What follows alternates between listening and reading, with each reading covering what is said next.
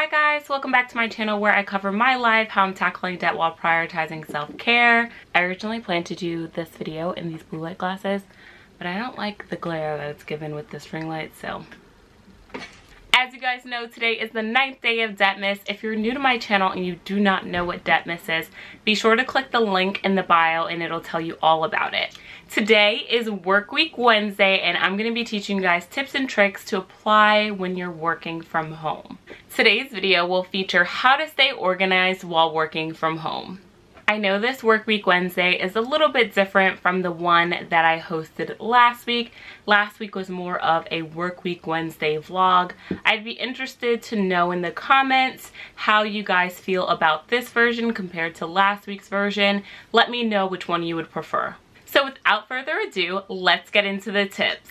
So my first tip to staying organized while working from home is to create a to-do list the night before. Creating your to-do list the night before allows you to just hop straight into your workday without thinking about it. Previously, I used to create my to-do list the morning of, and this would constantly cause me to be behind the 8 ball. By the time I finished creating my to-do list, I already had tons of new emails flooding my inbox, and I had already wasted an hour of time. This is a game changer, so if you don't do this right now, be sure to implement it tomorrow. My second tip is to prioritize your to-do list. I personally like to use a number system 1 through 3. So 1 meaning it's the most urgent, whereas 3 is okay, maybe you can kind of wait to get that done a little bit later on.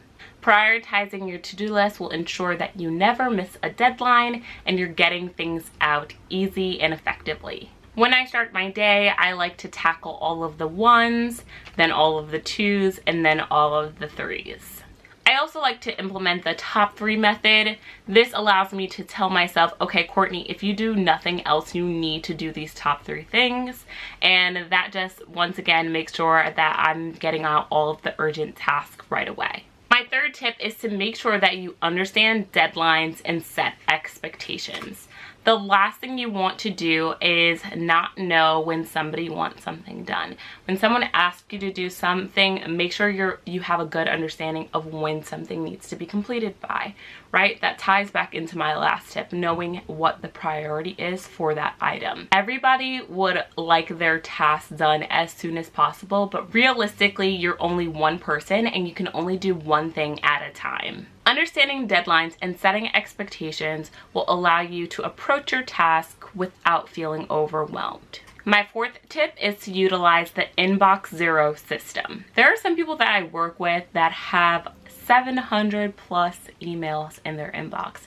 This absolutely makes me cringe whenever I see it because I don't know how they function properly with so many things in their inbox. I like to look at my inbox as my open items list, right? So it makes sure that there's no emails getting lost in the shuffle and that I know exactly what I need to do next. So there are 3 things that I do when I'm using the inbox zero system. If there's an email that requires no action from me when I read it and then I file it away. If there's an email that requires a response from me, but it's going to take less than, I say, like 5 minutes for me to respond, I'll respond and then file it away. If there is another email that requires me to actually put in a lot of thought into it, I'll usually leave it in my inbox and then write it down on my to-do list to go back to. Utilizing that same priority system, and then once I'm done with it, I file it away. Obviously, your inbox will most likely never sit at 0. During the day, I would say that my inbox probably sits at 20 or 30 just because there are always things that I need to either follow up on or I'm still working on. So this does give me a good outlook on what my open items are. Speaking of follow-ups, let's be honest, people don't always get back to you when you reach out to them. Once I send an email that I know that someone needs to get back to me on, I mark that email with a flag to follow up.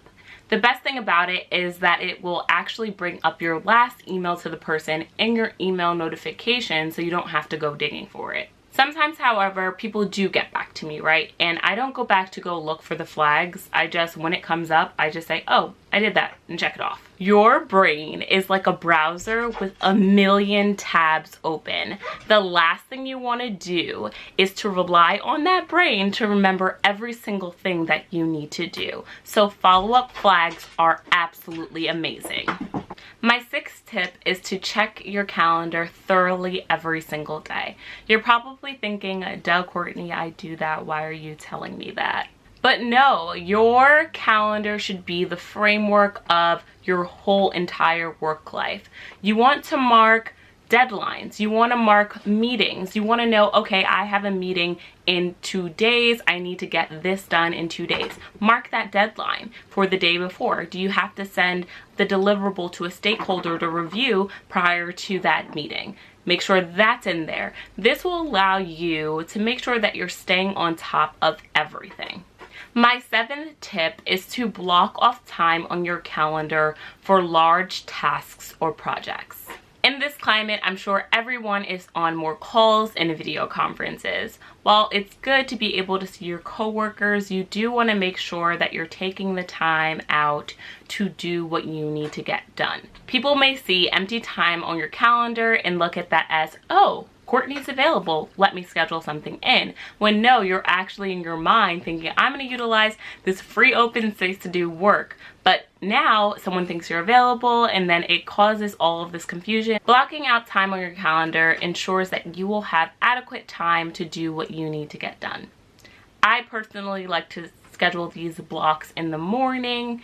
This is usually the time when everyone is kind of setting themselves up for the day. They're either getting breakfast, they might be taking their kids to school in this climate, right? So this is a good way for me to knock some good stuff out, and once meetings start to flow in, I'm already ready for them. My next tip is to create a master Excel sheet that highlights all of your tasks and projects. There are times when you have 100 balls in the air and you need to make sure none of them drop. This Excel sheet will give you a snapshot of what needs to be done and where things are. If you need to know something or someone just asked you a question, it's easier to look at all of it in one place. This will minimize your need to go back sifting through emails to find the relevant information you need to know. My last tip is to create a morning routine. At the beginning of quarantine, I was waking up at 8:30 to just brush my teeth, wash my face, possibly get something for breakfast, and then start my day. Now I have an entire routine, which includes me walking my dog, it includes me making breakfast, getting a workout in, doing my devotionals, doing some gratitude journaling. All of this really sets me up to have an awesome day. If you guys are interested in me doing a morning routine video, please let me know in the comments below and I'll be sure to film that. So that's it for today's video. I hope this was helpful and I hope now you can implement some of these tips to have a more organized time at home. Be sure to like, comment, and subscribe, and I'll see you guys in my next one. Bye!